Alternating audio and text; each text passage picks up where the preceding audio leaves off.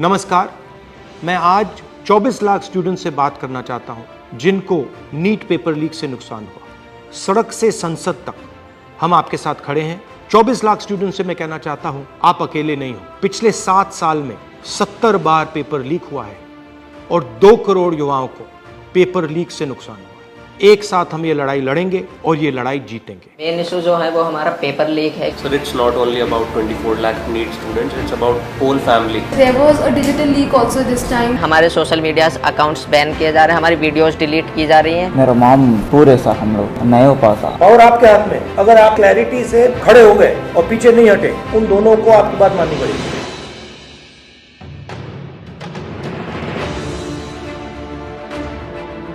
So we all have come here to talk about NEET exam. We all gave NEET 2024 exam.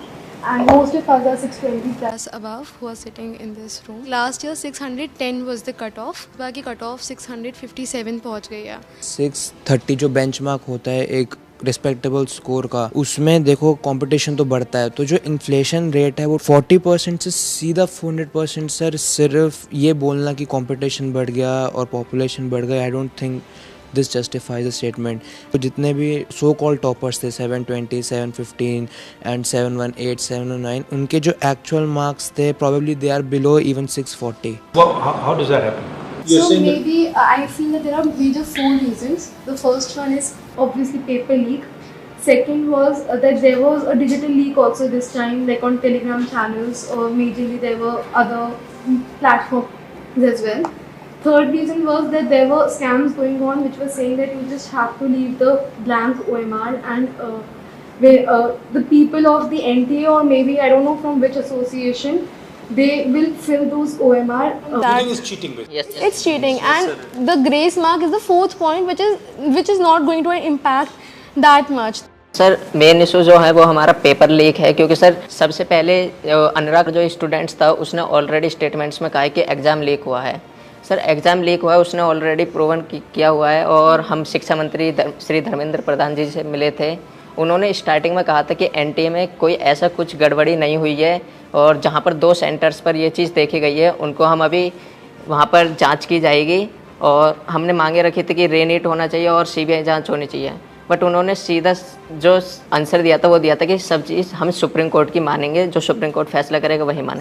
But sir, supreme court ने direct जितने भी cases हम PIL डाल रहे हैं लोग इस चीज़ के ऊपर, डायरेक्ट जितने भी फैसले हैं वो सारे 8 जुलाई को दिए जाएंगे। बट उससे पहले स्टूडेंट्स पर इतना स्ट्रेस बढ़ रहा है, इतना प्रेशर पड़ रहा है। सर, हमारे पेरेंट्स भी इस चीज़ से दुखी हैं कि बच्चा मतलब इतने मार्क्स ला रहा है कि वो एलिजिबल है हर साल के अकॉर्डिंग। बस मेन जो डिस्टर्बेंस हुई है इस एग्ज़ाम में वो है एक तो पेपर लीक, और दूसरी जो स्टूडेंट्स जो NTA ने ग्रेस मार्क्स दिए वो तो एक छोटा सा उन्होंने ग्रेस मार्क्स दिए वो अपने पेपर लीक को छुपाने के लिए। सर, इतने दिन से आपको पता है कि गर्मी कितनी है, कुछ लोग गर्मी से मर भी रहे हैं, लेकिन सर हम स्टूडेंट्स और हमारे पेरेंट्स रोड्स पर इतनी गर्मी में सर लड़ रहे हैं इंसाफ के लिए, लेकिन सर हमारे लिए कोई भी कार्रवाई नहीं कर रहे हैं, ना ही हमारे इंसाफ के लिए कोई कार्रवाई कर रहे हैं। क्योंकि सर हमारे सोशल मीडिया अकाउंट्स बैन किए जा रहे हैं, हमारी वीडियोस डिलीट की जा रही हैं। हम अपने लिए आवाज़ उठा रहे हैं। उनसे रिलेटेड जितने वीडियोस, सर कोई भी गलत कंटेंट नहीं है, हम सिर्फ आवाज़ उठा रहे हैं अपने इंसाफ के लिए।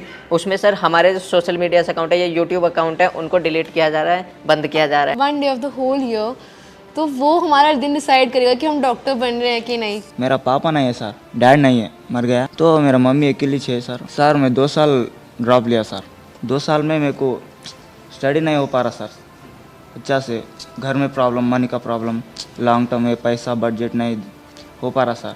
ऐसा मैं सोच के मेरा माइंड भी अब ये भी लोड हो रहा सर, मेरा ब्रेन भी।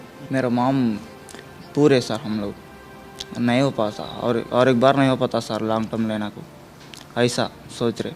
अभी रीनीट कराओ तो इजी होता सर। मतलब सर कंक्लूजन है कि रीनीट ही अब हो सकता है, रीवैल्यूएशन तो कोई नहीं होगा।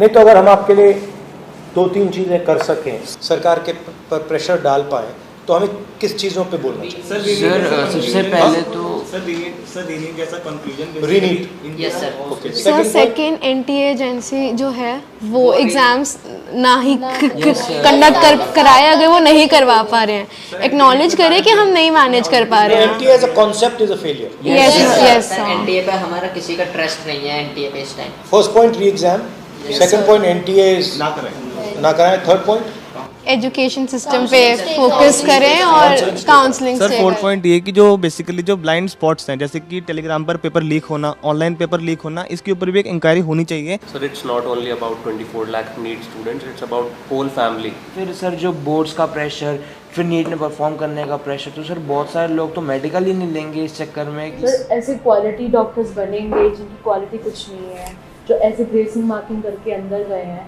जब वो डॉक्टर्स बनेंगे तो can you imagine the condition of the people of India. आपको क्या लगेगा, आप अगर कोई ऑपरेशन करवाने जाएगा, क्या वो वापस लौट के आ पाएगा? हमारे पास इतने सारे केसेस होते हैं, मतलब हमारे मतलब नोन में कि भाई किसी को और का पेशेंट इसका स्टंट डालना है, उसका इंटेस्टाइन निकलवा दिया, उसका किडनी निकलवा दिया। सर ऐसे केसेस, ऐसी मिसहैपनिंग्स इतनी बढ़ जाएंगी, वी कैन नॉट इमेजिन।